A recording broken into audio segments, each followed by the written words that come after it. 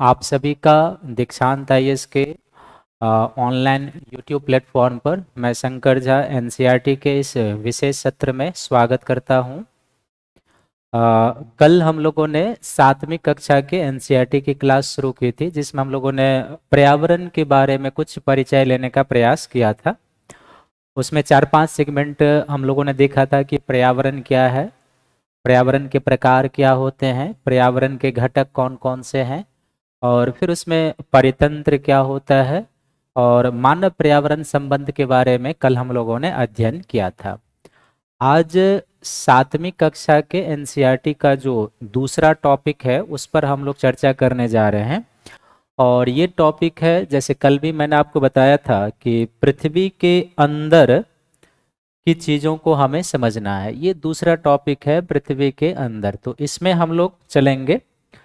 और जैसा कि आप पहले ही जानते हैं कि आपको पूछने की आज़ादी होगी। जहाँ भी आपको समझ में दिक्कत हो तो आप बेशक पूछिएगा, लेकिन पूछने का तरीका वही होगा कि जब हम आपको कहें कि आप कमेंट कीजिए, आपको कुछ डाउट है, कुछ ऐसी चीज़ें हैं, तो आप पूछ सकते हैं।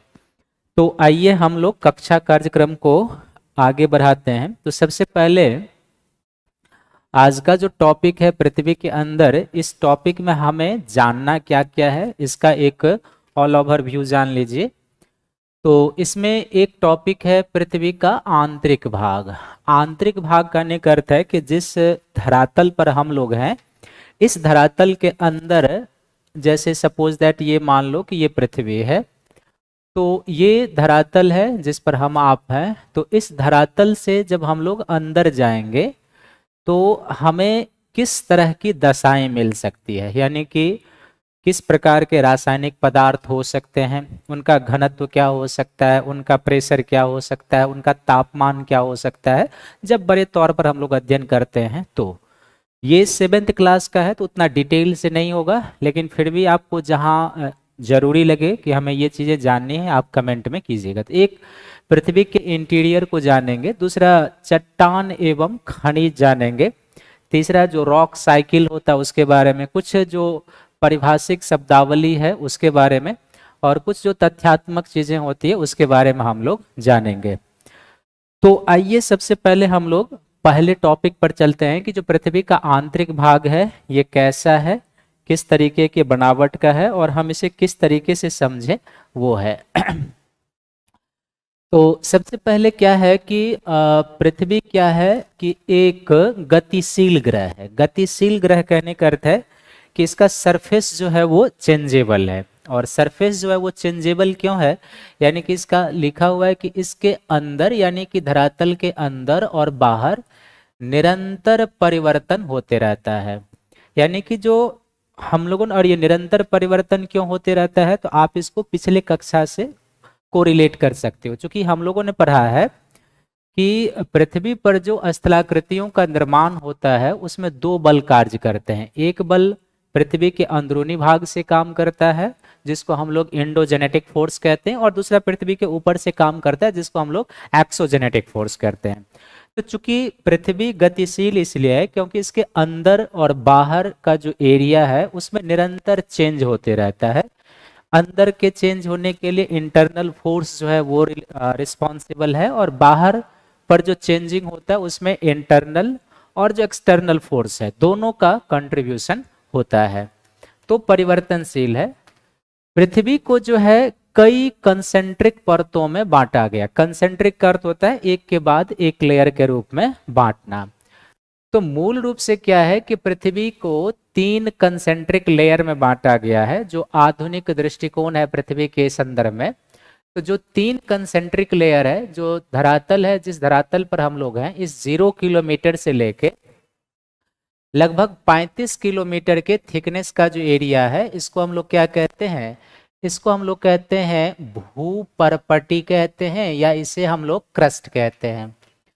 35 किलोमीटर से लेके जो 2900 किलोमीटर के थिकनेस का एरिया है, इसको हम लोग क्या कहते हैं, मैंटल कहते हैं। इसको क्या कहते हैं, मैंटल या प्रवार कहते हैं। और 2900 किलोमीटर से लेके 6371 किलोमीटर के थिकनेस का जो एरिया है, इसको हम लोग क्या कहते हैं, कोर कहते हैं या क्रोड कहते हैं। तो ये जो पृथ्वी का है इसमें क्या है कि हमें समझना है कि कहाँ पर किन चीज़ों के बारे में कंपोजिशन क्या है, किस तरीके से चीज़ें हैं। तो फिर से आप समझिए कि वर्तमान जो एविडेंस है हमारे पास, उस एविडेंस के आधार पर पृथ्वी को 3 कंसेंट्रिक लेयर में बांटा गया है, जिसमें सबसे ऊपर का जो लेयर है उसको भूपर्पटी कहते हैं। उसके नीचे का जो लेयर है ये मैंटल है, और उसके भी नीचे का जो एरिया है वो कोर है। जो भूपर्पटी है ये 0 किलोमीटर से लेके 35 किलोमीटर के थिकनेस का एरिया है। 35 किलोमीटर से लेके 2900 किलोमीटर के थिकनेस का एरिया जो है ये मैंटल है, और 2900 लेके 6371 किलोमीटर का जो एरिया है ये कोर है। अभी आप इस तरीके से पढ़ेंगे, जब आप आगे वाले क्लास में जाएंगे तो आपको बताएंगे ये जो भूपर्पटी है ये भी चट्टानों के घनत्व और प्रेशर के आधार पर 2 भागों में बंट जाएगा, जिसमें एक ऊपरी क्रस्ट होगा और दूसरा निचला क्रस्ट होता है। ठीक इसी तरीके से मैंटल भी बंट जाएगा 2 भागों में, जिसमें एक अपर मैंटल होता है, दूसरा लोअर मैंटल होता है। और तीसरा कोर भी 2 भागों में बंट जाएगा, जिसमें एक अपर कोर होता है और दूसरा क्या होता है, लोअर कोर होता है। ये थिकनेस है। अब इसमें क्या है कि भूपर्पटी क्या है और किस तरीके से इसका कंपोजिशन है ये आपको समझना है। तो एक छोटा सा डायग्राम हम फिर से बना रहे हैं, जिसको आपको बनाने की ज़रूरत है। ध्यान से देखेंगे कि ये क्या है, 0 किलोमीटर जिस पर हम लोग हैं, और 0 किलोमीटर से लेके जो 35 किलोमीटर के एरिया का है इसको हम लोग क्या कहते हैं, क्रस्ट कहते हैं, क्रस्ट कहते हैं। लेकिन यहाँ पर आपको ये ध्यान में रखना है कि क्रस्ट के 2 भाग हैं, ठीक है ना। क्रस्ट के क्या है, 2 भाग हैं, और क्रस्ट के जो 2 भाग हैं इसमें से एक होता है जिसको हम लोग कहते हैं महाद्वीपीय क्रस्ट कहते हैं। क्या कहते हैं, कॉन्टिनेंटल क्रस्ट कहते हैं, महाद्वीपीय क्रस्ट। और दूसरा जो होता है उसको हम लोग क्या कहते हैं, महासागरीय क्रस्ट कहते हैं, महासागरीय क्रस्ट या मैरिन क्रस्ट कहते हैं। इसमें जो महाद्वीपीय क्रस्ट है, जैसे कि आपने यहाँ पर थिकनेस देखा है कि 0 से 35 किलोमीटर तक का एरिया का है वो है। लेकिन इसमें यदि आप जाएंगे तो महाद्वीपीय क्रस्ट जो है या ऑल ओवर जो क्रस्ट है इसका थिकनेस असमान है। जैसे जहां पर महाद्वीप है वहां पर क्रस्ट की मोटाई 35 किलोमीटर है, लेकिन महासागरीय क्रस्ट की जो औसत मोटाई है या थिकनेस है ये 5 किलोमीटर से लेके 7 किलोमीटर तक का आता है। और ऑल ओवर यदि आप बड़े तौर पर क्रस्ट को समझोगे तो क्रस्ट के 3 भाग होते हैं, यानी एक क्रस्ट का वो एरिया है जो महाद्वीप का है, कॉन्टिनेंट का है। तो आप इसको समझेंगे कि ये 35 किलोमीटर थिकनेस का है क्रस्ट। इसी क्रस्ट पर जहां पर माउंटेन है वहां पर क्रस्ट की थिकनेस जो है अधिक है। और जो मैरिन क्रस्ट है, जैसे कि आप मान लो ये एरिया है, ये आप मैरिन क्रस्ट को मान लो इधर से, तो इस मैरिन क्रस्ट की जो औसत मोटाई या गहराई है ये 5 किलोमीटर से 7 किलोमीटर तक, या फिर 7 किलोमीटर से कहीं कहीं 10 किलोमीटर तक भी दिया गया है। तो 5 किलोमीटर से 7 किलोमीटर इसकी औसत थिकनेस है। जो महाद्वीपीय क्रस्ट है ये बेसिकली किसका बना हुआ है, ग्रेनाइट का बना हुआ है। महाद्वीपीय क्रस्ट किस चट्टान से बना हुआ है, ग्रेनाइट से बना हुआ है। और महासागरीय क्रस्ट का जो निर्माण हुआ है वो बेसिकली किससे बना हुआ है, तो बेसाल्ट से बना हुआ। आप एक बार फिर से इसको समझो कि पृथ्वी के जो 3 कंसेंट्रिक लेयर हैं उसमें सबसे ऊपरी लेयर जो है वो क्या है, क्रस्ट है। क्रस्ट के ऑल ओवर थिकनेस कितने हैं, तो 35 किलोमीटर का है, लेकिन इसके 2 भाग हैं, एक महाद्वीपीय क्रस्ट है और एक महासागरीय क्रस्ट है। इसका अर्थ है कि क्रस्ट जो है असमान मोटाई या थिकनेस वाला भाग है। महाद्वीपों के पास क्रस्ट की मोटाई या जो थिकनेस है ये 35 किलोमीटर है। जहां पर हिमालय जैसे मोरदार पर्वत हैं वहां पर क्रस्ट की थिकनेस लगभग 70 किलोमीटर तक मानी गई है। और महासागरीय क्रस्ट जो है इसकी औसत थिकनेस जो है 5 से 7 किलोमीटर है। महाद्वीपीय क्रस्ट का जो निर्माण हुआ है ये ग्रेनाइट से हुआ है, और महासागरीय क्रस्ट का जो निर्माण हुआ है ये बैसाल्ट से। ऑल ओवर क्रस्ट का जो कंपोजिशन है ये सिलिका और एल्यूमिनियम से बना हुआ है। इसमें दो तत्वों की प्रधानता है, सिलिका और एल्युमिनियम की। और सिलिका और एल्युमिनियम की प्रधानता होने के कारण क्रस्ट को एक तरीके से ओल्ड स्टडी में सियाल भी कहा जाता है। ये सियाल इसी दो शब्द से बना हुआ है, Si4 सियाल और Al4 एल्युमिनियम। तक क्रस्ट को हम लोग क्या कहते हैं, सियाल भी कहते हैं। अब एक बार जो लिखा हुआ आप देख लो कि महाद्वीप के पास 35 किलोमीटर, समुद्र के पास 5 किलोमीटर मोटी है। महाद्वीपीय क्रस्ट का निर्माण सिलिका और एल्युमिनियम से हुआ, इसलिए इसे सियाल कहते हैं। जबकि महासागरीय क्रस्ट का निर्माण सिलिका और मैग्नीशियम से हुआ, इसलिए इसको हम लोग क्या कहते हैं, सीमा भी कहते हैं, या बैसाल्ट के कंपोजिशन का है। तो क्रस्ट में इस तरीके से आपको ध्यान में रखना है। दूसरा है भूपर्पटी का जो क्रस्ट के नीचे का एरिया है उसको हम लोग क्या कहते हैं, मैंटल, जिसकी गहराई कितनी है, 2900 किलोमीटर तक मानी गई है। और मैंटल का जो मूल कंपोजिशन है इसमें आप देखोगे तो इसमें सिलिका और मैग्नीशियम मूल कंपोजिशन है मैंटल में। हालांकि अन्य तत्व भी हैं इसमें, लेकिन ये मूल तत्व हैं। तो दूसरा जो पार्ट है वो ये है। और तीसरी जो पृथ्वी की कंसेंट्रिक लेयर, सबसे अंदरूनी वाली लेयर है, उसको क्रोड या कोर कहते हैं, जिसकी थिकनेस कितनी से कितनी है, 2900 किलोमीटर से लेके 6371 किलोमीटर तक का जो एरिया है वो कोर का एरिया है। कोर में मुख्य रूप से कौन से तत्व हैं, तो इसमें निकेल और लोहे की प्रधानता है। और निकेल और लोहे की प्रधानता है तो बेसिकली इसको एक तरीके से आप कह सकते हो कि आप इसे नीफे भी कह सकते हो, ओल्ड स्टडी में नीफे, क्योंकि यहाँ पर Na प्लस Fe का कंपोजिशन है। तो Na और Fe का अर्थ है लोहा, तो Na प्लस Fe फेरियम का कंपोजिशन है, इसलिए हम इसे क्या कह सकते हैं, नीफे भी कह सकते हैं। और केंद्रीय क्रोड का तापमान और दाब क्या है, काफी उच्च है, क्योंकि जब आप आगे वाले एनसीईआरटी में जाएंगे तो हम आपको बताएंगे कि किस तरीके से गहराई बढ़ने के साथ जो है तापमान बढ़ता है और चट्टानों का प्रेशर किस तरीके से इंक्रीज करता है। ये आगे वाले, यहाँ पर ये डायग्राम है जिसमें आप देख रहे हैं कि ये महाद्वीपीय प्रॉपर्टी को बताए हुए है। ये महाद्वीप का एरिया है, ये ओशियन का है, तो ओशियन का जो ये एरिया हो जाएगा ये ओशियन का क्रस्ट हो जाएगा। और फिर ये महासागरीय प्रॉपर्टी यहाँ पर दिखाया हुआ है, ये इतना से इतना तक लेकर क्या है, ओशियन क्रस्ट के बारे में बताया, कि जिसके बारे में मैंने बताया कि 5 से लेके 7 किलोमीटर तक का एरिया है। यानी कि इस डायग्राम पे यदि आप आ जाओगे तो ये भूपर्पटी, ये मैंटल, और ये क्या है, कोर है। कोर में जो मूल तत्व है वो कौन सा है, निकेल प्लस फेरस है। मैंटल में जो मूल तत्व है वो कौन सा है, nickel plus silica plus Mg है, सिलिका और मैग्नीशियम। और इसमें जो मूल तत्व है वो कौन सा है, Si प्लस Al है। तो इसलिए इसको सियाल भी कहेंगे, इसको सीमा भी कहेंगे, और इसको हम लोग नीफे भी कहते हैं। तो ये पृथ्वी के अंतरतम के बारे में थोड़ी बहुत जानकारी दी हुई है जो आपको ध्यान में रखना है। हालांकि इसमें बहुत सारी चीज़ें और है, जैसे इस डायग्राम को आप देख लो कि किस तरीके से, यानी कि 0 किलोमीटर से लेके 100 किलोमीटर के थिकनेस का जो पार्ट होता है इसको हम लोग क्या कहते हैं, स्थल मंडल कहते हैं, लिथोस्फीयर कहते हैं।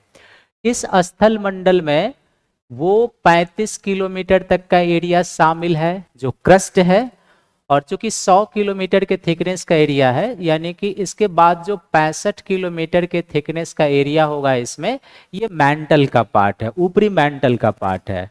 तो स्थल मंडल जिसे आप कहते हैं, स्थल मंडल is the adjoining part of crust and upper layer of mantle, ऊपरी मैंटल का कुछ भाग, और संपूर्ण क्रस्ट मिला के क्या बनाता है, लिथोस्फीयर का निर्माण करता है स्थल मंडल का।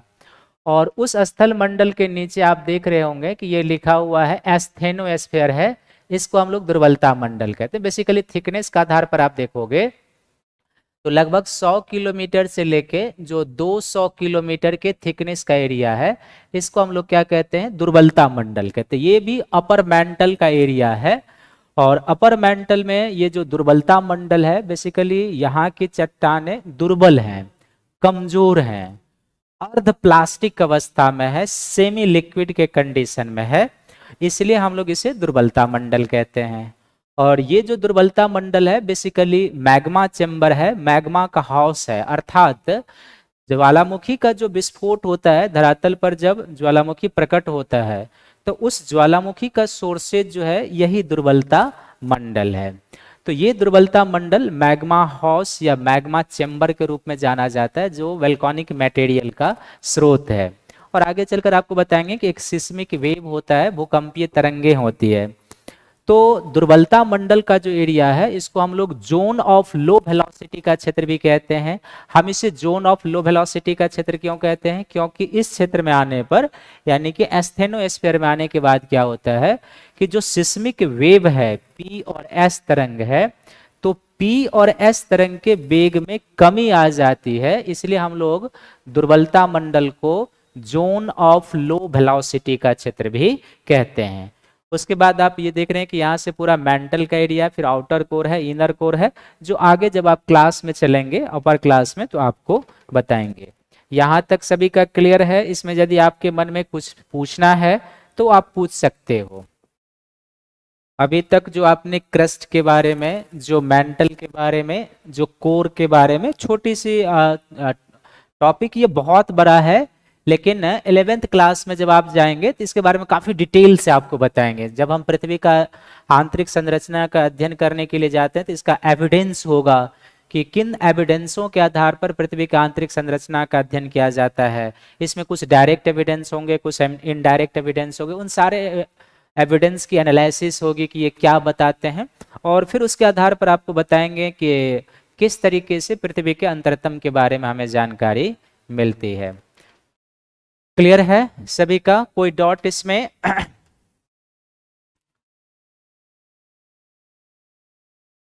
कुछ पूछना है? जो पृथ्वी के अंतरतम के बारे में अभी जो बताया है उसमें आपको कुछ पूछना है तो आप पूछिए। भूकंप कैसे होता है?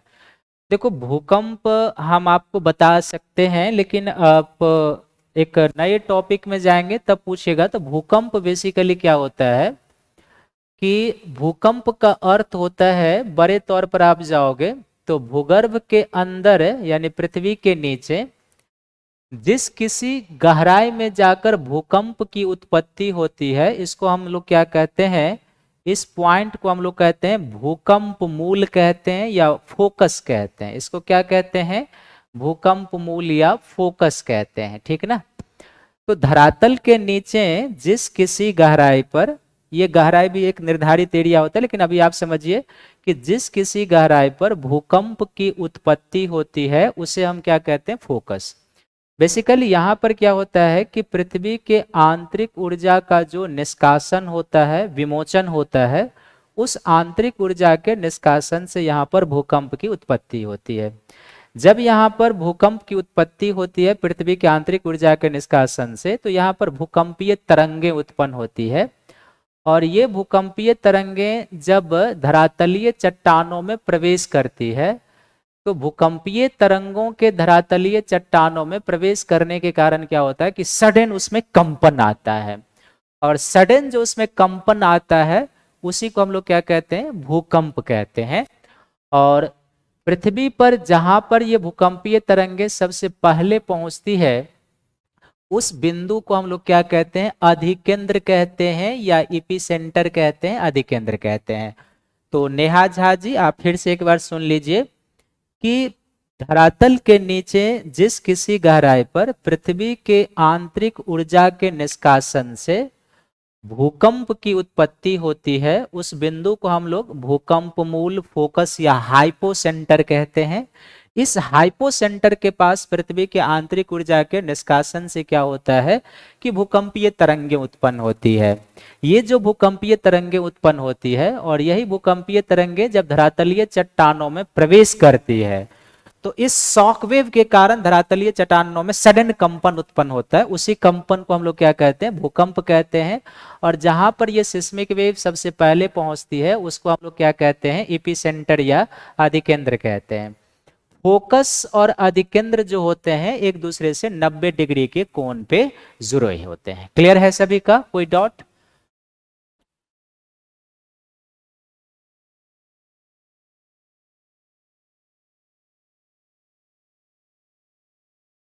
और असंबद्धता का जो क्षेत्र होता है ना, देखो इस सब के बारे में आपको आगे के क्लास में बताएंगे, जिसको हम लोग लाइन ऑफ डिसकंटिन्यूटी कहते हैं।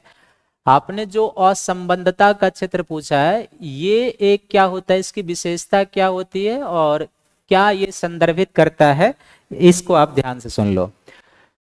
जो लाइन ऑफ डिसकंटिन्यूटी है या असंबद्धता का क्षेत्र है, सबसे पहले तो आप ये जान लीजिए कि ये पृथ्वी के अंदर में कहीं कहीं पर संक्रमण क्षेत्र को व्यक्त करता है, ट्रांजिशनल जोन को व्यक्त करता है। सबसे पहला कि असंबद्धता का जो क्षेत्र होता है वो संक्रमण क्षेत्र को व्यक्त करता है। दूसरा संक्रमण क्षेत्र क्या, तो यहाँ पर चट्टानों के फेज परिवर्तन होते हैं, चट्टानों के घनत्व बदलते हैं, और चट्टानों के घनत्व बदलने के कारण क्या होता है कि इस क्षेत्र में आकर भूकंपीय तरंगों का वेग भी बदलता है। तो लाइन ऑफ डिसकंटिन्यूटी की तीन विशेषताएं होती है कि लाइन ऑफ डिसकंटिन्यूटी एक संक्रमण क्षेत्र को व्यक्त करता है, कुछ थिकनेस में होता है जो संक्रमण क्षेत्र को व्यक्त करता है, पहला। दूसरा, यहाँ पर चट्टानों का घनत्व चेंज होता है, और चट्टानों का घनत्व चेंज होने के कारण क्या होता है कि भूकंपीय तरंगों का वेग भी बदलता है, क्योंकि भूकंपीय तरंगों का जो वेग होता है वो चट्टानों के डेंसिटी पर निर्भर करता है। तो चूंकि यहाँ पर घनत्व चेंज होता है, इसलिए यहाँ पर भूकंपीय तरंगों के वेग भी चेंज हो जाते थे। ऐसे जो विशेषता वाले क्षेत्र हैं भूगर्भ में, इसको हम लोग लाइन ऑफ डिसकंटिन्यूटी कहते हैं। और जिस भूगर्भवेत्ता ने इसके बारे में हमें जानकारी दी है, उन्हीं के नाम पर यह नामकरण किया गया है।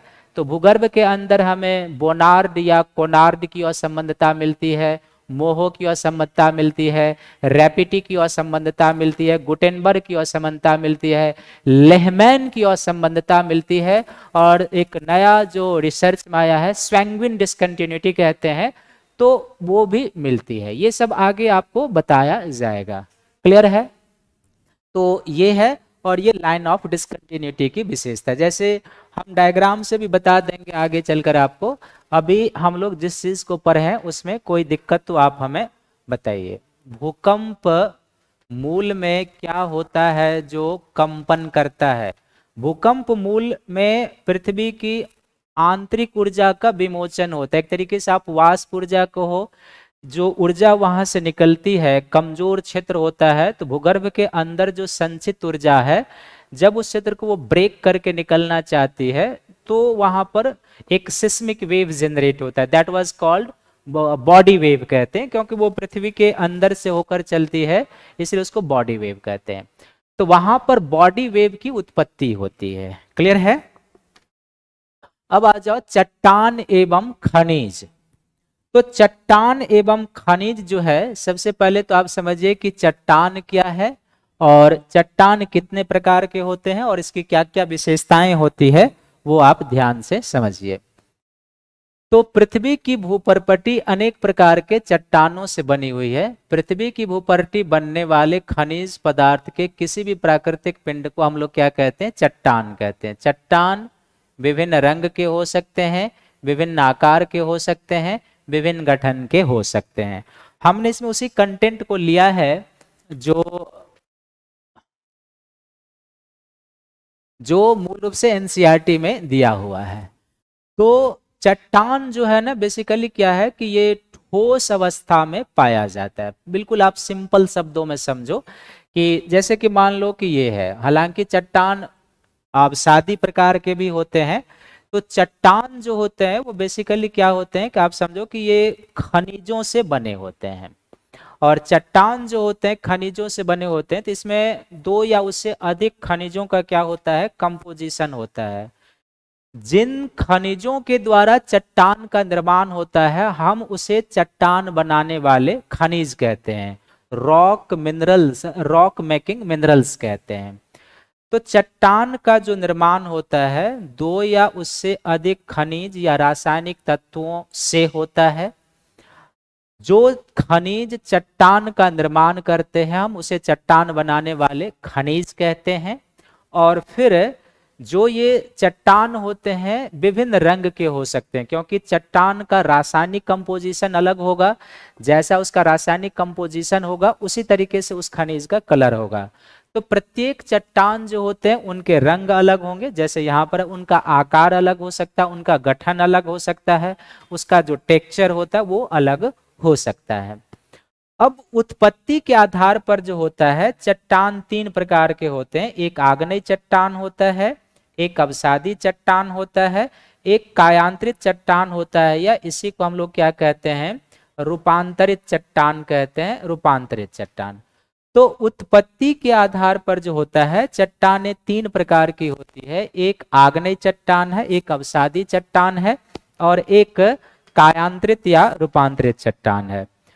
तो जो आग्नेय चट्टान है, इग्नियस रॉक है, ये क्या होता है और क्या इसकी विशेषता है, आप इसको ध्यान से समझिए। तो आग्नेय चट्टान जो होता है, सबसे पहले इसमें एक सेगमेंट बन जाएगा कि आग्नेय चट्टान क्या है, और आग्नेय चट्टान के प्रकार हो जाएंगे मूल रूप से। तो प्रकार में बेसिकली उत्पत्ति के आधार पर आग्नेय चट्टान जो होता है, ये दो प्रकार का होता है। एक होता है जिसको हम लोग कहते हैं अंतर्भेदी आग्नेय चट्टान, अंतर्भेदी आग्नेय चट्टान कहते हैं, इंट्रूसिव इग्नियस रॉक कहेंगे। और दूसरा जो होता है उसको हम लोग कहते हैं बहिर्भेदी या एक्सट्रूसिव, बहिर्भेदी आग्नेय चट्टान के नाम से ये जाने जाते हैं, बहिर्भेदी आग्नेय चट्टान हम लोग कहते हैं।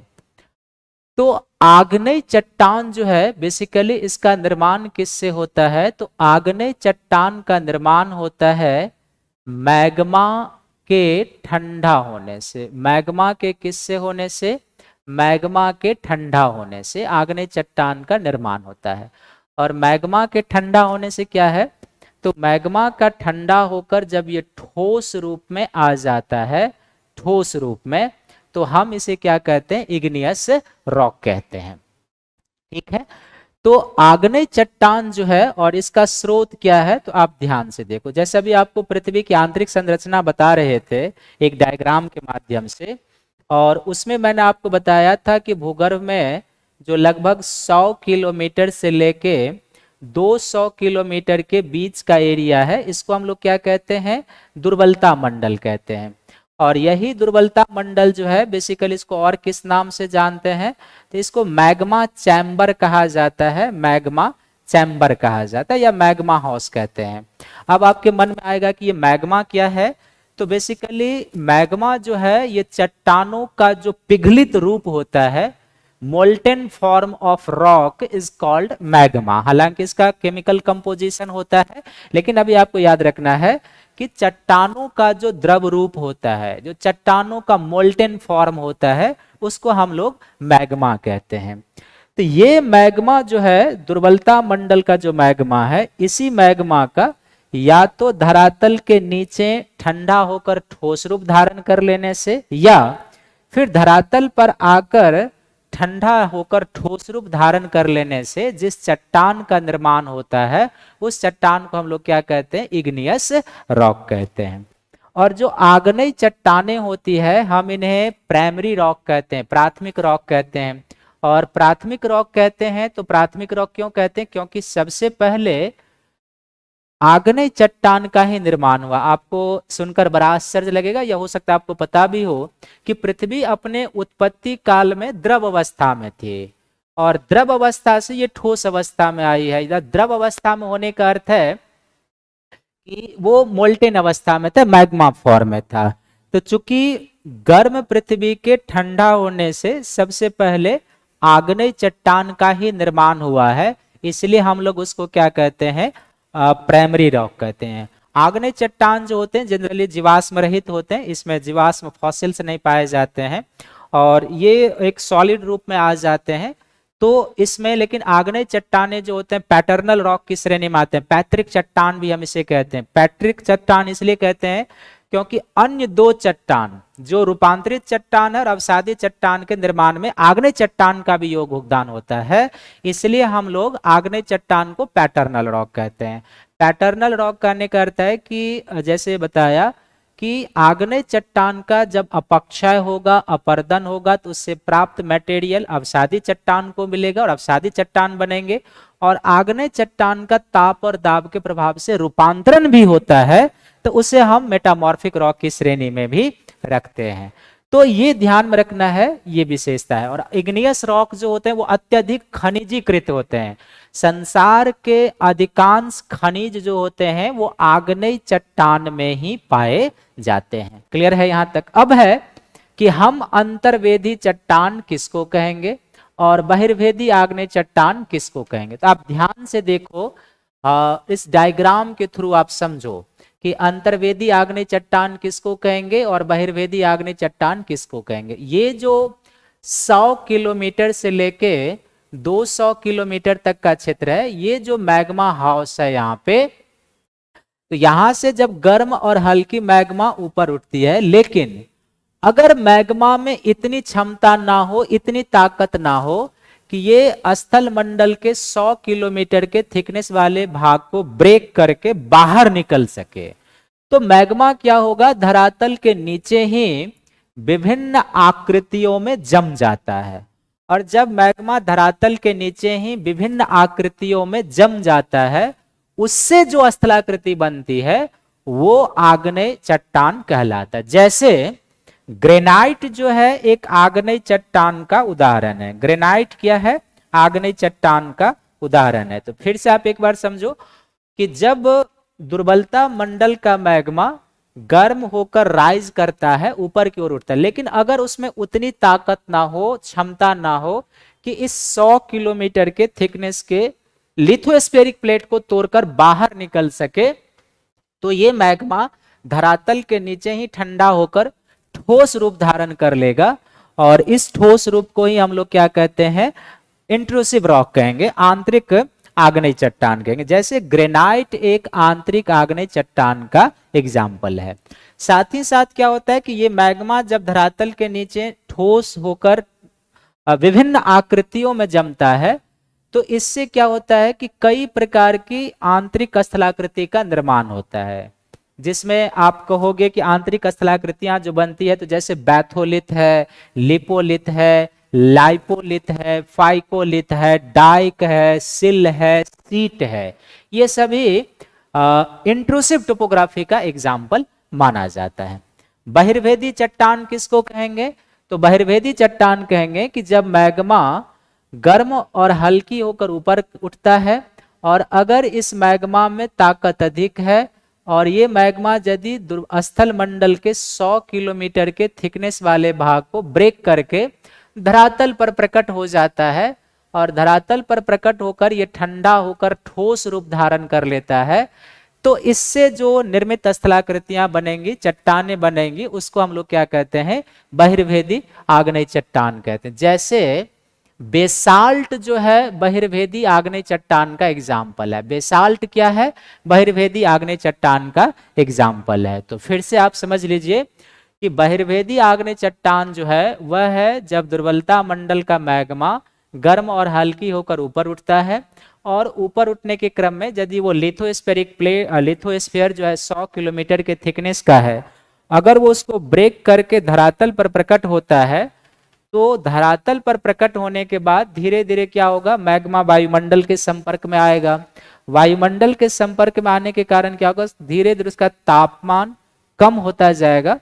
जैसे जैसे तापमान कम होता जाएगा, वैसे वैसे वो ठोस रूप धारण करता जाएगा, और उसके ठोस रूप में आने से जो चट्टानें बनती है उसको हम लोग क्या कहते हैं, बहिर्वेदी आग्नेय चट्टान कहते हैं। बैसाल्ट जो है इसका सबसे बेस्ट एग्जाम्पल माना जाता है।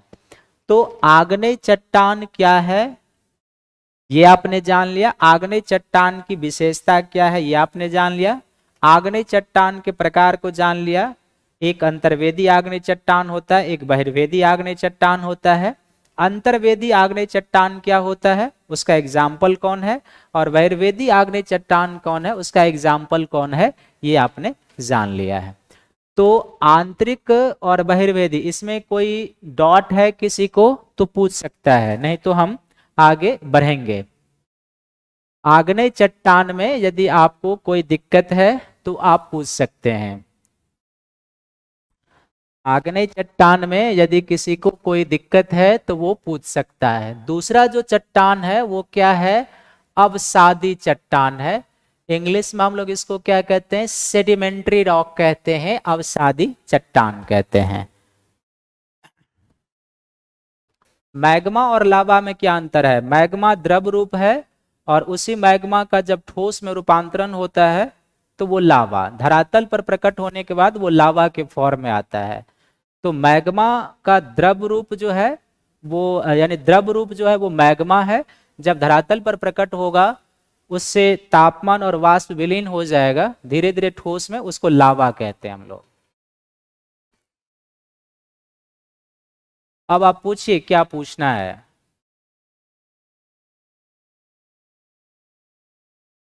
भारत गोंडवाना लैंड का भाग है, फिर भी हमारे देश में खनिज उत्पादन में भारत के जीडीपी में बहुत कम प्रतिशत है, ऐसा क्यों सर? बहुत अच्छा प्रश्न है आपका। इसका रीजन ये है कि खनिज की उपलब्धता होना अलग बात है, ठीक ना, और उस खनिज को यूज करने के लिए आपके पास क्या टेक्नोलॉजी है ये अलग बात होती है। तो हमारे यहाँ क्या है कि जो खनन क्षेत्र है वो थोड़ा सा पिछड़ा हुआ है, और खनन क्षेत्र पिछड़े होने के कारण क्या है कि खनिज संसाधनों की उपलब्धता के बावजूद हम बहुत एक उसमें काम नहीं कर पा रहे हैं।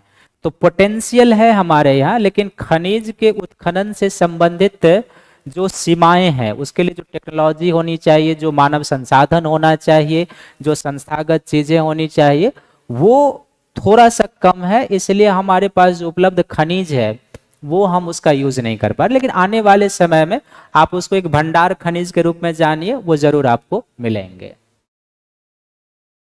आ जाइए, अवसादी चट्टान जो है वो क्या है? तो अवसादी चट्टान जो होते हैं इसमें क्या होता है कि अभी आपको बताया जो प्राथमिक चट्टान है, तो इसमें प्राथमिक चट्टान से प्राथमिक चट्टान के अपक्षय, अब इस शब्द से आप परिचित हैं कि इसका अर्थ क्या होता है? अपक्षय और अपरदन, इससे भी आप परिचित हैं। तो प्राथमिक चट्टान के अपक्षय और अपरदन से प्राप्त पदार्थ, अपक्षय और अपरदन से प्राप्त पदार्थ, और साथ ही साथ क्या होता है इसमें जो वनस्पति और जीव जंतु के अवशेष होते हैं, वनस्पति एवं जीव जंतु, तो वनस्पति एवं जीव जंतु के जो फॉसिल्स होते हैं, एक तरीके से आप अवशेष कहते हैं, इन दोनों के जो मटेरियल होते हैं, इन दोनों के मटेरियल के एक जगह निक्षेपित हो जाने से, परत दर परत जमा हो जाने से क्या होता है? अवसादी चट्टानों का निर्माण होता है। फिर से आप समझिए, प्राथमिक चट्टान शब्द हमने प्रयोग किया है तो आप इससे परिचित हैं अब कि ये प्राथमिक चट्टानें होती क्या है।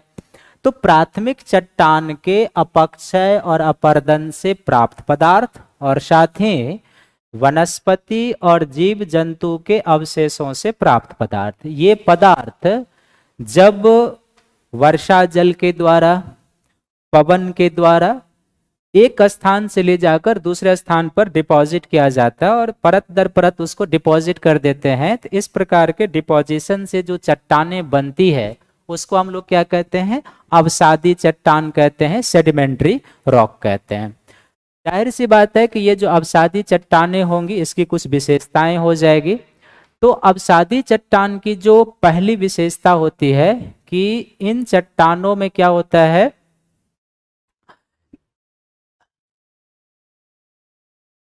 इन चट्टानों में क्या होता है कि फॉसिल्स पाए जाते हैं, अब जीवाश्म पाए जाते हैं, और इन चट्टानों में जो जीवाश्म पाए जाते हैं वो क्यों पाए जाते हैं? क्योंकि वनस्पति और जीवों के इसमें अवशेष होते हैं, इसलिए जो अवसादी चट्टानें होती है वो क्या होती है? जीवाश्म युक्त होती है।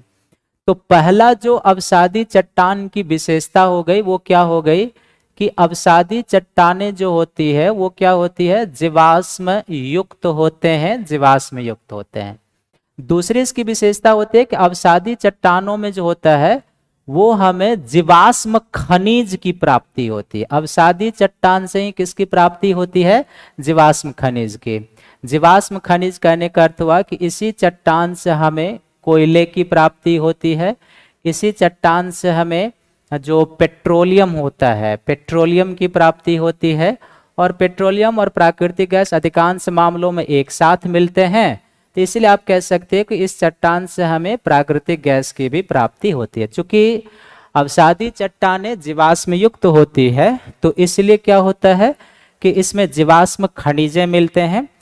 कौन सा? तो कोयला, पेट्रोलियम, प्राकृतिक गैस, ये सारे मिलते हैं। तीसरा, जो अवसादी चट्टानें होते हैं ये कमजोर होते हैं, और कमजोर होने का अर्थ है कि ये क्षण भंगुर होते हैं। क्षण भंगुर होते हैं अर्थात ये पल भर में टूट जाने वाले होते हैं। चौथी इसकी विशेषता होती है कि जो अवसादी चट्टानें होते हैं इसमें परत पाया जाता है, लेयर पाया जाता है।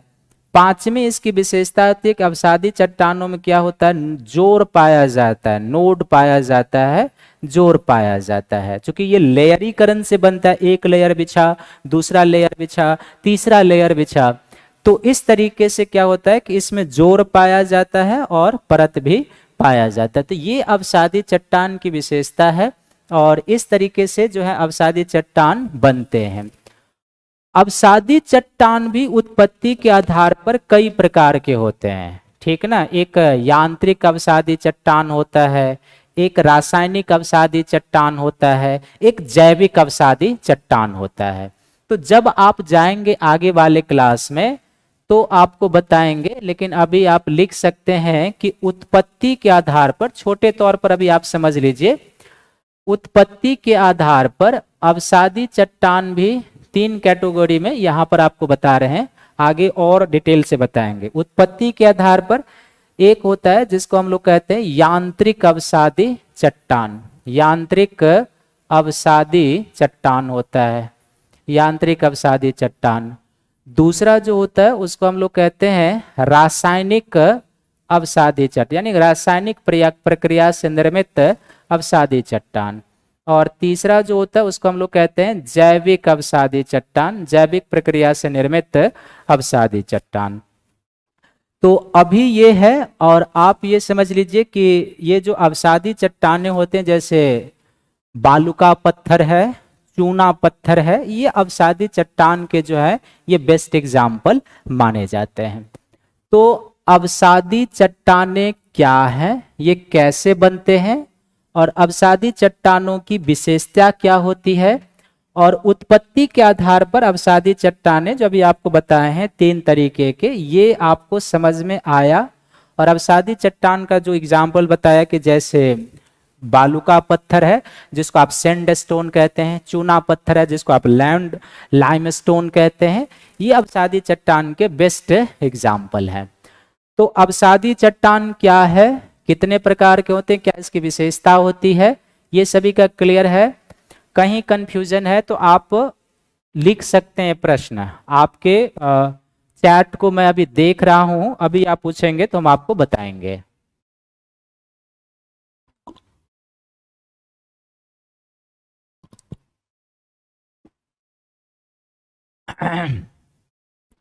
क्लियर है सभी का? कोई डॉट कुछ पूछना है तो आप पूछ सकते हैं। क्लियर है?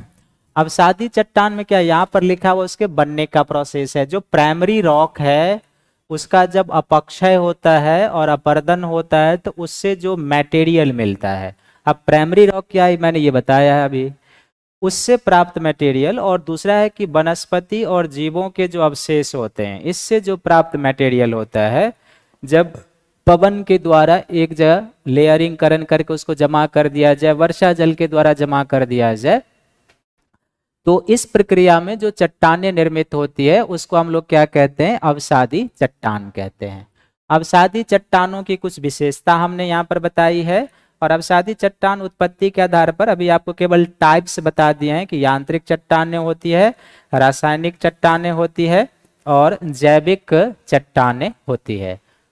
आंतरिक आग्नेय चट्टान का अर्थ होता है, जैसे आपको पीछे के एग्जाम में पीछे आपको बताया था ना आंतरिक आग्नेय चट्टान में, कि ये जो मैग्मा चेम्बर है, तो मैग्मा जब यहाँ से गर्म और हल्की होकर ऊपर उठता है, लेकिन अगर मैग्मा में इतनी ताकत ना हो कि ये जो 100 किलोमीटर की थिकनेस वाला भाग स्थल मंडल है इसको तोड़कर बाहर निकल सके, तो जब मैग्मा में फोर्स कम होगा वो धरातल को तोड़कर बाहर नहीं निकल पाएगा, तो ये मैग्मा क्या होगा, धरातल के नीचे ही ठंडा होकर ठोस रूप धारण कर लेगा। और जब मैग्मा धरातल के नीचे ही किसी गहराई में ठंडा होकर ठोस रूप धारण कर ले तो उससे जो निर्मित चट्टान होता है उसको हम लोग अंतर्वेदी आग्नेय चट्टान कहते हैं। जैसे ग्रेनाइट इसका एग्जाम्पल है। क्लियर है? अपक्षय अपर्दन में बताया हूं, ठीक ना, आप पीछे वाले क्लास को जाके एक बार देखें तो आपको पता चल जाएगा।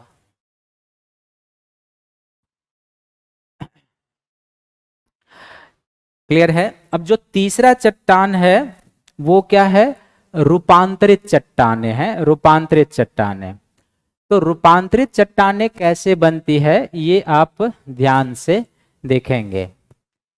तो रूपांतरित यानी इसका रूपांतरित, या इसी को हम लोग क्या कहते हैं? कायांतरित कहते हैं। काया में परिवर्तन, कायांतरित, इसी को रूपांतरित या कायांतरित चट्टान कहते हैं। तो रूपांतरित और कायांतरित चट्टानें जो होती है ये बेसिकली ताप के प्रभाव से होता है और दाब के प्रभाव से होता है। ताप और दाब के प्रभाव से किसका होगा? तो रूपांतरित चट्टानों के निर्माण में आग्नेय चट्टान का भी योगदान होता है, आग्नेय चट्टान। और दूसरा अवसादी चट्टान का भी इसमें योगदान होता है, अवसादी चट्टान का। अर्थात जब आग्नेय चट्टान और अवसादी चट्टान ताप के प्रभाव से या दाब के प्रभाव से अपना रूप बदल ले तो उसको रूपांतरित या कायांतरित चट्टान के नाम से जाना जाता है। तो फिर से आप समझिए कि यदि आग्नेय चट्टान, चाहे वो आंतरिक आग्नेय चट्टान हो या बाहरी आग्नेय चट्टान हो, और जो अवसादी चट्टानें हैं, तो आंतरिक आग्नेय चट्टान या बाहरी आग्नेय चट्टान और जो अवसादी चट्टानें हैं ये जब ताप के प्रभाव से या दाब के प्रभाव से अपना रूप बदल ले तो उसी को हम लोग रूपांतरित या कायांतरित चट्टान के नाम से जानते हैं। जब रूपांतरण चट्टान में ताप के प्रभाव से हो तो उसे हम लोग क्या कहते हैं? तापीय रूपांतरण कहते हैं। यानी कि जब अवसादी या आग्नेय चट्टान में रूपांतरण ताप के प्रभाव से हो तो हम उसे क्या कहते हैं? तापीय रूपांतरण कहते हैं। और दूसरा क्या है कि इस तापीय रूपांतरण का क्या अर्थ है कि जैसे मान लो कि ये कोई पहले से चट्टान है, यहाँ पे आग्नेय हो या अवसादी, यानी आग्नेय चट्टान का है तो वो समझो। अब ये चट्टानें जो है नीचे से मैग्मा का अपवेलिंग होता है और मैग्मा के संपर्क में आता है, तो जाहिर सी बात है कि मैग्मा के संपर्क में आएगा तो अब जो इसका रूप बदलेगा वो किसके प्रभाव से बदलेगा? ताप के प्रभाव से बदलेगा। तो चाहे अवसादी चट्टान हो या आग्नेय चट्टान हो, जब ये ताप के प्रभाव से अपना रूप बदलते हैं तो इसको हम लोग तापीय रूपांतरण या थर्मल चेंज कहते हैं। और अगर यही चट्टानें, चाहे आग्नेय चट्टान हो या अवसादी चट्टानें हो, दाब के प्रभाव से अपना रूप बदलते हैं तो इसको हम लोग क्या कहते हैं? दाबीय रूपांतरण कहते हैं।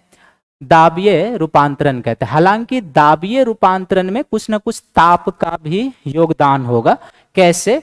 तो जैसे मान लो कि ये कोई रॉक है और इस पर जो है कंप्रेशन पड़ता है, इधर से भी पड़े, इधर से भी कोई कंप्रेशन पड़े, प्रेशर पड़े, दबाव पड़े, तो ऑब्वियसली जब इस पर प्रेशर बढ़ेगा तो जैसे हम लोग अपने हाथ को घर्षित करते हैं, तो जब अपने हाथ को घर्षित करते हैं तो क्या होता है? यहाँ दाब बढ़ता है और दाब बढ़ने से क्या होता है? दोनों तर्जनी के बीच में ताप या ऊर्जा की उत्पत्ति होनी शुरू हो जाती है।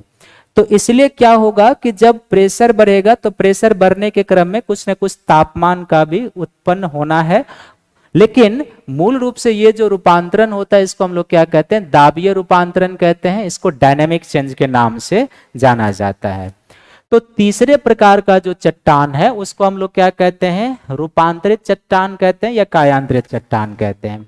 चट्टानों में रूपांतरण या कायांतरण कितने प्रकार से हो सकता है? दो प्रकार से हो सकता है। एक ताप के प्रभाव से रूपांतरण और दूसरा दाब के प्रभाव से रूपांतरण। जब आग्नेय या अवसादी चट्टानों में ताप के प्रभाव से रूपांतरण होगा तो इसे तापीय रूपांतरण कहेंगे, और जब आग्नेय या अवसादी चट्टानों में दाब के प्रभाव से रूपांतरण होगा तो इसे दाबीय रूपांतरण। इंग्लिश में तापीय रूपांतरण को थर्मल चेंज कहते हैं और दाबीय रूपांतरण को क्या कहते हैं? डायनेमिक चेंज कहते हैं। अब जैसे बताया कि ये कोई प्रीवियस रॉक है और ये रॉक भूगर्भ के मैग्मा का अपवेलिंग होता है और उसके संपर्क में आता है, तो धीरे धीरे क्या होगा, इसका तापमान बदलना शुरू होगा, ये मॉल्टेन फॉर्म में जाएगा, यानी पिघलन होगा इसका। और पिघलन होने के बाद जो इसमें नया क्रिस्टलाइजेशन होगा, नए तरीके से चट्टान के गठन होंगे, तो इससे जो रूपांतरण होता है इसको हम लोग तापीय रूपांतरण। और अगर पूर्ववर्ती चट्टानों पर प्रेशर बढ़ता है तो प्रेशर बढ़ने से हल्का टेम्परेचर भी उत्पन्न होगा, लेकिन मूल टेम्परेचर किसके कारण उत्पन्न हुआ है? प्रेशर बढ़ने के कारण। तो इसलिए इस तरीके के रूपांतरण को हम लोग क्या कहते हैं? दाबीय रूपांतरण कहते हैं। जैसे चिकनी मिट्टी जो है एक अवसादी चट्टान है, और चिकनी मिट्टी का जो रूपांतरण होता है ये स्लेट में होता है। और इसी तरीके से चूना पत्थर जो है ये भी एक अवसादी चट्टान है। चूना पत्थर जो है जब कन्वर्ट होता है मेटामॉर्फिज्म में की प्रक्रिया से, तो ये संगमरमर में चेंज हो जाता है। तो ये भी एग्जाम में पूछा जाएगा कि चिकनी मिट्टी का जब रूपांतरण होगा तो उसका रूपांतरित फॉर्म किस चीज में जाएगा, ये। और दूसरा चूना पत्थर का जब रूपांतरण होगा तो उसका मेटामॉर्फिज्म रूप जो है वो किस में होगा, ये। तो संगमरमर में जाएगा चूना पत्थर, और चिकनी मिट्टी जो है वो स्लेट में। हालांकि बहुत सारे चट्टान हैं जिनका मेटामॉर्फिज्म रूप होता है, ये जब आगे वाले क्लास में जाएंगे आप तो आपको बताएंगे। अब आप बताइए कि चट्टान का जो रूपांतरित रूप होता है उसमें आप समझ पाए या नहीं? रूपांतरण क्या होता है, किस तरीके से हो सकता है, ये क्लियर है सभी का? और अगर नहीं क्लियर है तो आप पूछ सकते हैं। आइए अब चट्टानों का जो कुछ उपयोग होता है ये आप जानिए। चट्टानों का उपयोग, तो जो हार्ड रॉक होते हैं, कठोर चट्टान का उपयोग किसके बनाने में किया जाता है? सड़क बनाने में, घर बनाने में, इमारत बनाने में इसका उपयोग किया जाता है। जो हार्ड रॉक होते हैं, जैसे आप देख रहे हैं कि ये ताजमहल है, ताजमहल जो है किससे बना हुआ है? संगमरमर से बना हुआ है, संगमरमर से। और संगमरमर जो है बेसिकली क्या है? मेटामॉर्फिक रॉक है, किसका? तो अभी आपको बताया। और ये दिल्ली का लाल किला है जो लाल बलुआ पत्थर से बना हुआ है, रेड सैंडस्टोन से, लाल बलुआ पत्थर से ये बना हुआ है। तो लाल बलुआ पत्थर या रेड सैंडस्टोन जो अवसादी चट्टान का एक एग्जाम्पल हो जाएगा, उससे बना हुआ है। और ये जो ताजमहल है ये संगमरमर, जो राजस्थान में मकराना खान है, आपने पढ़ा होगा, उससे ये बना हुआ है, जो चूना पत्थर का रूपांतरित रूप है। अब सादी चट्टानों का उपयोग भी किस में करते हैं? इमारत बनाने में। जैसे कि दिल्ली का लाल किला लाल बलुआ पत्थर से बना हुआ, जो मैंने आपको पहले ही लिखा। और आगरा का ताजमहल सफेद संगमरमर से बना हुआ है। संगमरमर क्या है? ये चट्टानों का रूपांतरित रूप है, अभी आपने देखा है। बालुका पत्थर, चूना पत्थर और जिप्सम जैसे जो चट्टान होते हैं ये सीमेंट उद्योग के लिए कच्चे माल के रूप में भी काम करते हैं। तो चट्टाने जो है हमारे लिए क्या है? बहुत ही उपयोगी होते हैं। ये तो इसमें कुछ उपयोग लिखा हुआ है कि जैसे जो चट्टाने कठोर हैं वो सड़क, घर और इमारत बनाने में, जैसे ग्रेनाइट पत्थर सब जो होता है उस सब में आप यूज करते हैं। अब सादी चट्टानों का उपयोग कहाँ होता है? कुछ एग्जाम्पल है। और जो सीमेंट इंडस्ट्री होता है, तो जो सीमेंट इंडस्ट्री होता है उसमें ये जो अवसादी चट्टान है, जैसे कि बालुका पत्थर है यानी कि सैंडस्टोन है, चूना पत्थर है यानी कि लाइम स्टोन है, जिप्सम है, इसका उपयोग सीमेंट उद्योग में किया जाता है। इसके अलावा चट्टानों से हमें खनिज की प्राप्ति होती है। जैसे मैंने आपको बताया कि जो अधिकांश खनिजें हैं वो आग्नेय चट्टान से ही हमें प्राप्त हुई, चाहे वो धात्विक खनिज हो या अधात्विक यानी मेटेलिक। और नॉन मेटेलिक खनिज जो होते हैं वो मूल रूप से किस प्रकार के चट्टानों से मिलते हैं? तो वे हमें इग्नियस रॉक से प्राप्त होते हैं, इग्नियस रॉक से प्राप्त होते हैं। क्लियर है सभी का? तो कुछ चट्टानों के उपयोग दिए हुए हैं जिसके बारे में ये आपको ध्यान में रखना है। यहां तक क्लियर है सभी का? छोटा टॉपिक है ये, इसमें इतना ही था, इससे कुछ ज्यादा था नहीं। अब है कि कुछ चट्टानी चक्र है। तो चट्टानी चक्र का अर्थ होता है कि जैसे 3 प्रकार की चट्टानों के बारे में हम लोगों ने अध्ययन किया है कि आग्नेय चट्टान होता है, अवसादी चट्टानें होता है और रूपांतरित चट्टानें होती है। तो ये चट्टानी चक्र के बारे में बता रहा है कि किस तरीके से अवसादी चट्टानें कायांतरित शैल में जाएगा, कायांतरित चट्टानें कैसे मैग्मा के बाद आग्नेय शैल में जाएगा, आगमा जो मैग्मा शैल है यानी आग्नेय चट्टानें हैं ये फिर किस तरीके से अवसादी चट्टानों में जा सकता है, आग्नेय चट्टानें कैसे जो है सो रूपांतरित शैल में जा सकती है और रूपांतरित चट्टानें कैसे आग्नेय शैल में जा सकती है या अवसादी शैलों में जा सकती है। ये इसका एक चक्र है। हालांकि इसके तकनीकी होते हैं, कुछ टेक्निकल वर्ड होता है। जैसे आप इसको इस तरीके से समझो, यहां से हम चलते हैं तो आपको बताते हैं कि कैसे ये चट्टानें कन्वर्ट होते हैं। जैसे आग्नेय चट्टान है यहाँ पे, तो आग्नेय चट्टान का क्या होगा कि यहाँ पर आप देख रहे हैं कि अवसाद या तलछट लिखा हुआ है। तो आग्नेय चट्टानों का जब अपक्षय और अपर्दन होगा तो अपक्षय और अपर्दन की प्रक्रिया से जो मटेरियल प्राप्त होता है उसी को हम लोग सेडिमेंट या अवसाद कहते हैं। और उस सेडिमेंट या अवसाद से, इधर भी एरो है और इधर भी है, तो पहले आप इधर चलो, इस सेडिमेंट के अवसाद के परत दर परत जमा होने से जो चट्टानें बनती है हम उसे अवसादी चट्टान कहते हैं। यही अवसादी चट्टानें क्या हो सकती है, मैग्मा के संपर्क में आने पर, ताप के संपर्क में आने पर क्या हो सकता है, ये मैग्मा के रूप में जा सकता है। और मैग्मा के रूप में जाने के बाद ये क्या हो सकता है, क्योंकि यदि ये अवसादी चट्टानें टेम्परेचर के संपर्क में आएगा तो ये पिघलित हो जाएगा और पिघलित होने के बाद ये मैग्मा के फॉर्म में जाएगा और मैग्मा के फॉर्म में जाने के बाद फिर वो ठंडा और ठोस रूप धारण करके क्या बना सकता है, आग्नेय चट्टान बना सकता है। इस अवसाद का रूपांतरण भी हो सकता है, ताप और दाब के प्रभाव से कायांतरण होगा तो रूपांतरित चट्टान।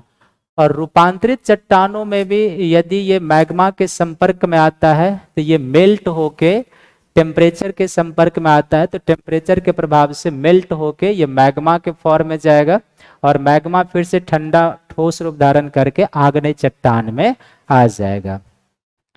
अवसादी चट्टानों का जैसे यहाँ पर अवसाद है, अवसादी चट्टानें भी यदि टूटती है तो वो तलछट का निर्माण करेंगे। अब ये है कि ये जो आग्नेय चट्टानें हैं ये भी रूपांतरित चट्टानों में जा सकती है। तो आग्नेय चट्टानें रूपांतरित चट्टानों में कैसे जा सकती है, तो आग्नेय चट्टानें ताप और दाब के प्रभाव से अपना रूप बदलकर रूपांतरित चट्टानों में जा सकती है। और रूपांतरित चट्टान भी क्या है कि अपक्षयित होकर अवसाद बनाएगा और अवसाद से जो मटेरियल होगा वो उसका मेटामॉर्फिज्म हो सकता है। तो चट्टानी चक्र का अर्थ होता है, यहाँ पर आपको ये समझ लेना है कि एक चट्टान का मटेरियल किस तरीके से कन्वर्ट होकर दूसरे चट्टान में जाता है। तो ये एक प्रक्रिया, इसमें बेसिकली चट्टानों का जो रूपांतरण होता है और जो चक्र चलता है, इस चक्रीय प्रक्रिया में क्या क्या शामिल है, तो इस चक्रीय प्रक्रिया में शामिल है अपक्षय, अपर्दन, पिघलन जिसको मेल्टिंग आप कहते हैं, पिघलन, फिर इसमें शामिल है जिसको हम लोग कहते हैं ताप और दाब जिसके प्रभाव से रूपांतरण होगा, और फिर इसमें है गलन या पिघलन या गलन। ये सारी प्रक्रियाएं मिलकर क्या करती है, चट्टानी चक्र को जन्म देते हैं। यानी एक निश्चित भौगोलिक दशा में एक प्रकार की चट्टानों चक्रीय तरीके से दूसरे प्रकार के चट्टानों में परिवर्तित हो जाती है, जिसे हम लोग क्या कहते हैं, चट्टानी चक्र। इस चट्टानी चक्र में भाग लेने वाली जो प्रक्रियाएं हैं वो आपको ध्यान में रखना है जो हमने बताया है। नेक्स्ट कुछ फैक्चुअल चीजें हो जाएगा, जैसे हम लोग आग्नेय चट्टान शब्द यूज करते हैं, इग्नियस रॉक। तो इग्नियस शब्द जो है लैटिन शब्द इग्निस से बना हुआ है। किससे बना हुआ है, इग्निस से, जिसका अर्थ होता है अग्नि। तो जो अभी आपने क्लास के शुरू में पढ़ा है आग्नेय चट्टान के बारे में, तो जो आग्नेय चट्टानें हैं, इग्नियस रॉक है, ये लैटिन शब्द इग्निस से बना है जिसका अर्थ क्या होता है, अग्नि। दूसरा अवसादी चट्टान जिसके लिए हम लोग सेडिमेंट्री शब्द यूज करते हैं, तो ये लैटिन शब्द सेडिमेंटम है।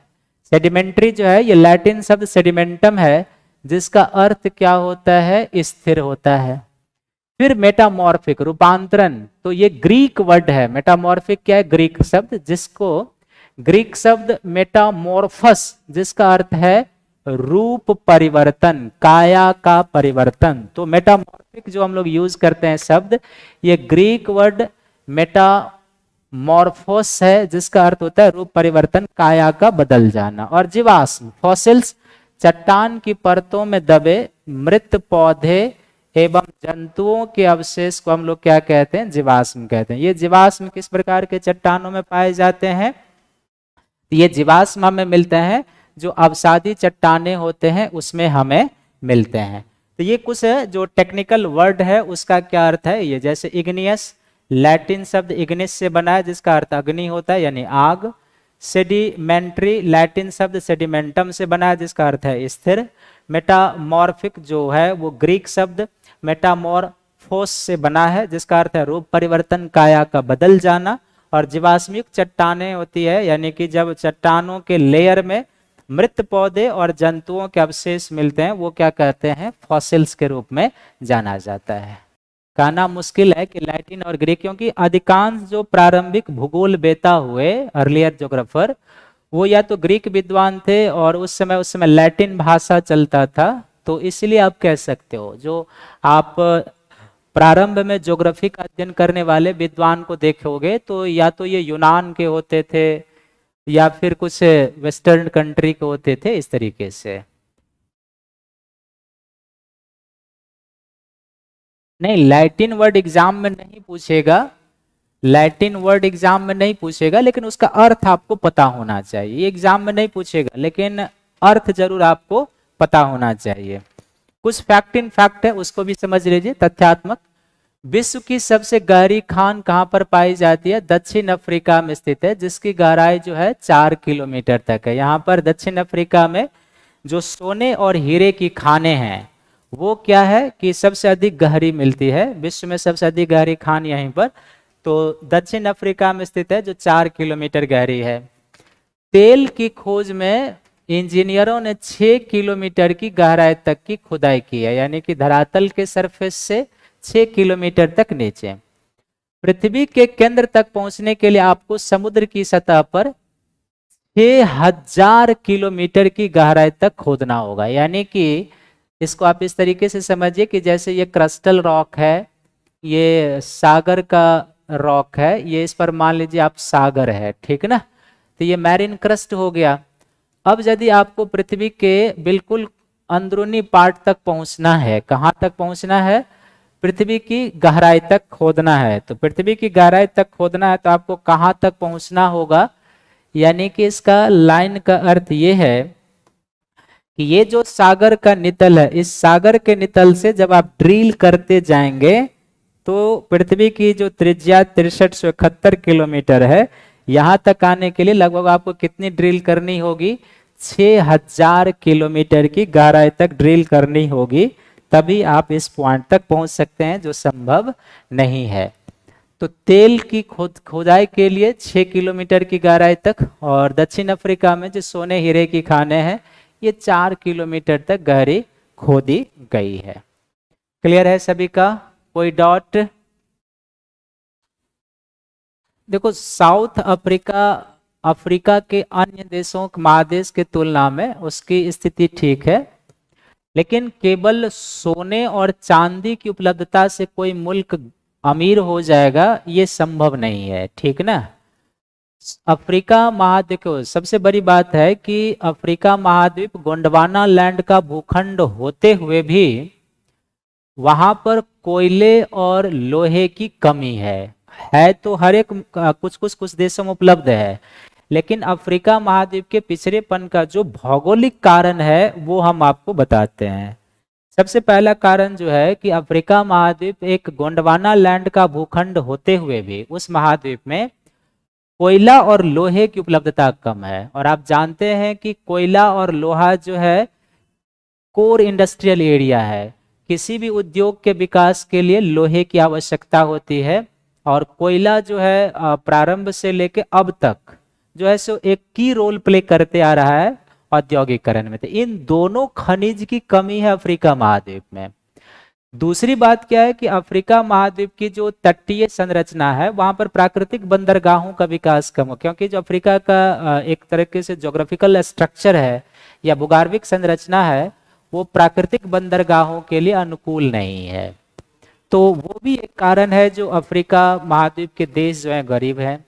इक्वेटोरियल कंट्री है, वहां पर विषुवतीय क्षेत्र है, तो विषुवतीय क्षेत्र जो होते हैं काफी उष्ण देश होते हैं, श्रम बल यहाँ पर कम हो जाता है।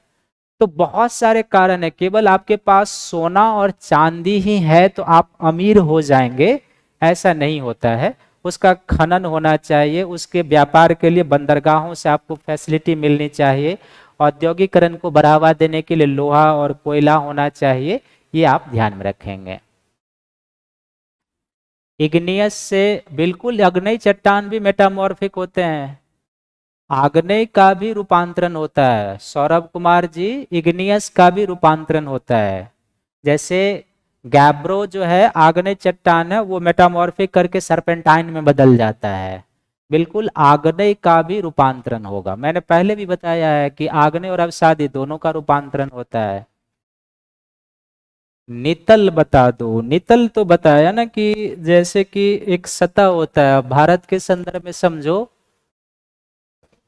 ये प्रायद्वीपीय भारत है, तो ये बंगाल खाड़ी है, इसको सी लेवल कहते हैं, यानी हिंदी में इसको हम लोग कहते हैं सागर तल कहते हैं, सी लेवल को सागर तल यानी जल का जो ऊपरी लेयर है।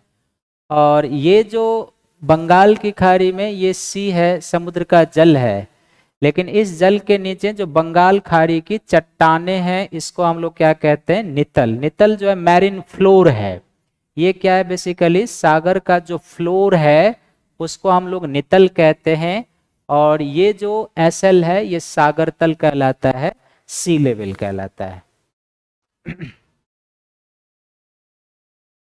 चट्टानी प्रोसेस का अर्थ है कि सबसे पहले आप ये जान लीजिए कि जैसे आग्नेय चट्टान है, ठीक ना, आग्नेय चट्टान है, जैसे कि अवसादी चट्टाने हैं, और जैसे कि रूपांतरित चट्टाने हैं, ठीक ना। ये तीन चट्टाने, अवसादी चट्टाने आग्नेय चट्टाने हो सकती है और आग्नेय चट्टानों से अवसादी चट्टानों का फॉर्मेशन हो सकता है। अवसादी चट्टानों से रूपांतरित चट्टान का फॉर्मेशन हो सकता है, और रूपांतरित चट्टान के अपक्षय और अपरदन से अवसादी चट्टानों का मटेरियल आएगा। रूपांतरित चट्टानें भी आग्नेय चट्टानों में जा सकती है और आग्नेय चट्टानें भी रूपांतरित चट्टानों में आ सकती है। ये है चट्टानी चक्र। आप अभी सिंपल सा ये समझ, उस डायग्राम से आप लोग नहीं समझे होंगे, इससे समझिए। इस डायग्राम का अर्थ है, ये और जीरो का अर्थ है अवसादी चट्टान। अवसादी चट्टानें आग्नेय चट्टान बन सकती है और आग्नेय चट्टानों से अवसादी चट्टानों का निर्माण हो सकता है, ठीक है। इस डायग्राम का अर्थ है कि अवसादी चट्टानें रूपांतरित चट्टानें बन सकती है और रूपांतरित चट्टानें अवसादी चट्टानें बन सकती है। और इस डायग्राम का अर्थ है कि रूपांतरित चट्टानें आग्नेय चट्टानें बन सकती है और आग्नेय चट्टानें रूपांतरित चट्टानें बन सकती है। तो आग्नेय चट्टानें जो रूपांतरित चट्टानें बनेंगी ये किसके प्रभाव से, तो ताप और दाब के प्रभाव से आग्नेय चट्टानें रूपांतरित चट्टान में। रूपांतरित चट्टानें अवसादी चट्टानों में किस तरीके से बन सकती है, तो अपक्षय और अपरदन की प्रक्रिया से, अपक्षय और अपरदन की प्रक्रिया से, ठीक है। और अवसादी चट्टानें आग्नेय चट्टानों में कैसे बन सकती है, तो ये बन सकती है पिघलन की प्रक्रिया से, पिघलन। लेकिन पिघलन कब होगा, कि जब अवसादी चट्टानें जो है मैग्मा के संपर्क में आएगा तो वो मोल्टेन होकर मैग्मा बनाएगा, उससे आग्नेय चट्टान का निर्माण होगा। आग्नेय चट्टान अवसादी चट्टाने में कब आ सकती है, तो ये फिर से आग्नेय चट्टान का जब अपक्षय होगा प्लस इसका अपरदन होगा, तो अपक्षय और अपरदन से जो मटेरियल आएगा वो अवसादी चट्टान के लिए होगा। रूपांतरित चट्टानें आग्नेय चट्टानों में कैसे जा सकती है, तो रूपांतरित चट्टानें आग्नेय चट्टानों में फिर से पिघलन के द्वारा जा सकती है कि रूपांतरित चट्टाने मैग्मा के संपर्क में आए और उसके प्रभाव से वो पिघलकर मोल्टेन हो जाए, फिर ठंडा होकर ठोस रूप धारण करेगा तो वो आग्नेय चट्टान में चला जाएगा। और आग्नेय चट्टाने रूपांतरित चट्टानों में कैसे जाएगा, तो ये फिर से एक बार ताप और दाब के प्रभाव से रूपांतरण में चेंज हो जाएगा। ये है इसका प्रोसेस। अब समझ में आया? क्लियर है सभी का? इस डायग्राम को याद रखेंगे कि कौन किस प्रक्रिया से किस में चेंज हो रहा है। पिघलन जब भी होगा, पिघलन वो किससे होगा, मैग्मा के संपर्क में, टेम्परेचर के संपर्क में आने से होगा, मैग्मा के संपर्क में।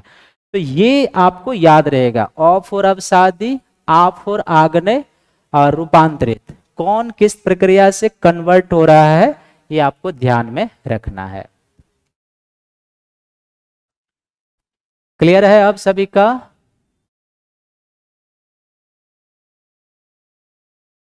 जो डीएलएड करेंगे नेहाजा उसको भी काम आएगा, बिल्कुल काम आएगा।